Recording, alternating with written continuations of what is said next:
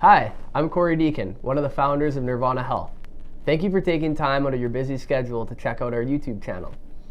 If you struggle to find a lasting way to feel better and want to achieve the health you deserve, reach out to us and we'll figure out how to get you the help you need. We've helped clients from all over the world get to the root cause of their condition and find a long-lasting way to feel better. To take the first step, go to nirvanahealth.com/go and book a 30-minute consultation with one of our healthcare advisors. I look forward to getting to know you. Mental health and your thyroid. This is a very interesting topic because mental health issues are actually a chicken and the egg when it comes to the thyroid. So certain issues with trauma can actually trigger thyroid issues, including autoimmune issues related to Hashimoto's. Okay? That being said, Hashimoto's can also trigger symptoms of mental health concerns such as anxiety, depression, mental fatigue, sluggishness, brain fog, and even pain.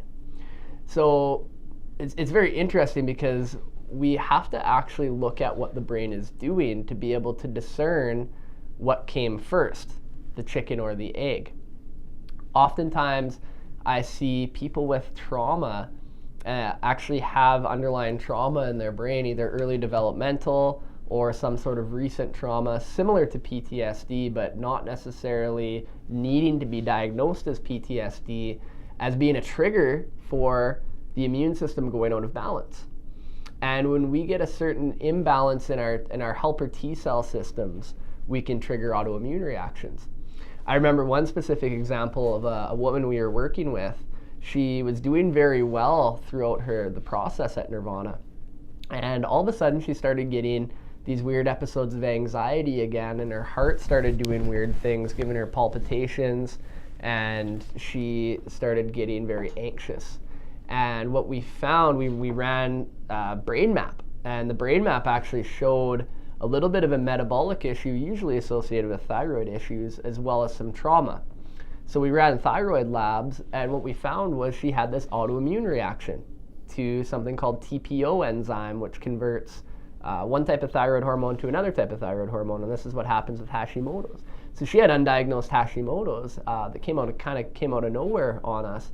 And when we dug and we looked at all of the underlying causes that could have been contributing, we couldn't find anything.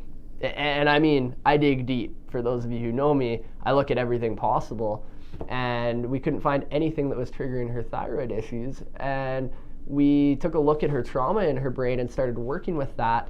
And just by getting the trauma that was sitting in her brain, causing her immune system to go out of balance, that actually reversed her Hashimoto. So it's a very interesting lesson for myself, and now I like to teach others, is that sometimes these mental health and trauma can actually be a trigger for Hashimoto. So it's a really important thing to look into. If you're having symptoms of this, you want to be able to see what's the chicken, what came first, the chicken or the egg. So that's my bit on mental health and thyroid. Thanks for listening.